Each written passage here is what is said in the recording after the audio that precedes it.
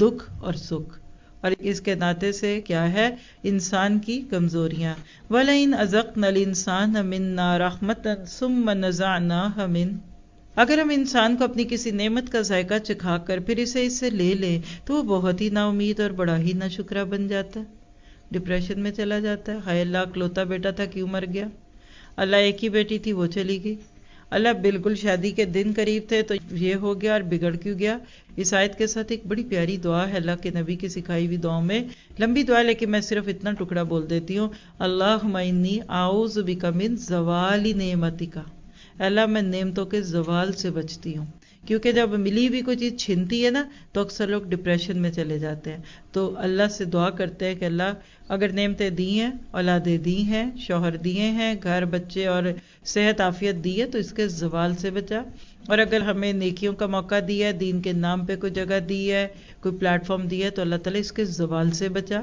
اور اگر ہم اسے کوئی مزہ چکھائیں سختی کے بعد جو اسے پہنچ چکی تھی تو وہ کہنے لگتا ہے بس برائیاں مجھ سے جاتی رہیں، یقیناً وہ بڑا اترانے والا اور شیخی خور ہے، سوائے ان کے جو صبر کرتے ہیں اور نیک کاموں میں لگے رہتے ہیں، انہی لوگوں کے لیے بخشش بھی ہے اور بہت بڑا بدلہ ہے.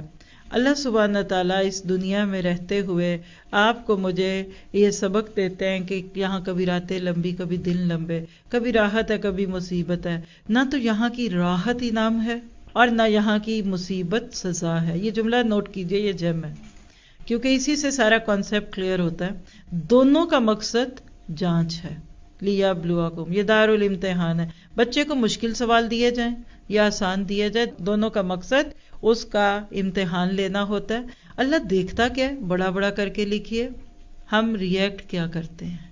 خوشیوں کے بعد طرز عمل کیا ہوتا ہے، خوشیاں پاتے پاتے رب کو ناخوش تو نہیں کرتے، اور غموں میں آ کر ڈپریشن دکھ میں آ کر کوئی ایسے مایوسانہ کن جملے تو نہیں بولتے کہ اس کے بعد لگے کہ نعوذ باللہ اس کا تو خدا ہی نہیں ہے.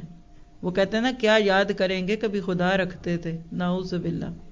یہ دو امتحان کے پرچے، خوشی امتحان کا پرچہ، غم امتحان کا پرچہ.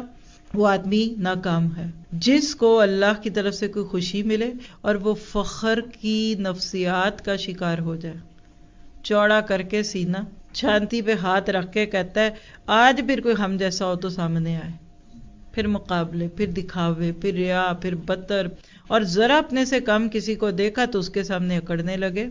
اسی طرح وہ شخص بھی اللہ کے اس سسٹم میں فیل ہے، ناکام ہے، کہ جب اس سے کوئی چیز چھینے یا وہ مصیبت کا شکار ہو تو پھر وہ ناشکری کرنے لگے، محروم بن جائے. اور اس کے بعد پھر یاد رکھیے ایک جملہ پڑھ کے اس کو ہائی لائٹ کر لے، کسی محرومی کے بعد بھی انسان کے پاس اللہ کی دی ہوئی بہت ساری چیزیں ہوتی ہیں، مگر انسان بھول جاتا ہے اور کوئی بھی چیز کے غم میں اتنا پست ہمت ہو جاتا ہے گویا کہ اس کا سب لٹ گیا. 4 بیٹوں میں سے ایک چلا گیا تو 3 موجود ہے نا، 4 بیٹیوں میں سے ایک کے ساتھ صدمے کا معاملہ ہو گیا تو 3 اپنے گھر میں خوش بھی تو ہے نا. تو لہٰذا اللہ آپ کو مجھے دیکھتا ہے. ہاں مگر کون؟ الا الذین صبروا، ایمان میں پورے اترنے والے، وہ صابر بھی ہیں اور وہ اچھے کام کرنے والے بھی ہیں. جملہ لکھیے گا، ہر جھٹکے کے وقت اپنے آپ کو اعتدال میں رکھنے والے یہاں صابرین ہیں، جو اللہ کا بندہ بننے کا حق رکھتے ہیں. اور صبر وہ نہیں ہے جو ہمارے ہاں معروف ہے، رو دھو کے جب گلا بھی رند جاتا ہے تو کہتے ہیں اچھا پھر میں اب صبر کرتی ہوں، بال بھی نوچ لیے، سینہ کوبی بھی کر لی، کپڑے بھی پھاڑ لیے، پھر کہتے ہیں اچھا اب صبر کے علاوہ اور کیا کروں. صبر کیا ہے کہ انسان کی نفسیات حالات کے زیر اثر نہ رہے، یعنی حالات کو دیکھ کر آپ ریئیکٹ نہ کریں بلکہ اصول اور نظریوں کے تحت ہو. یعنی آپ کے کچھ رولز ہونے چاہیے. کسی نے غصہ دلایا آپ اپنے آپے سے باہر چلے گئے، دکھ آیا تو آپ سب کے سامنے بیان کرنے لگ گئے، اور خوشی آئی تو آپ ہٹی پڑے ڈھول بجانے لگ گئے. یہ صبر نہیں ہے. سمجھ آئیے صبر کا معنی؟ یعنی آپ کے حالات جیسے بھی ہوں کول اینڈ کام.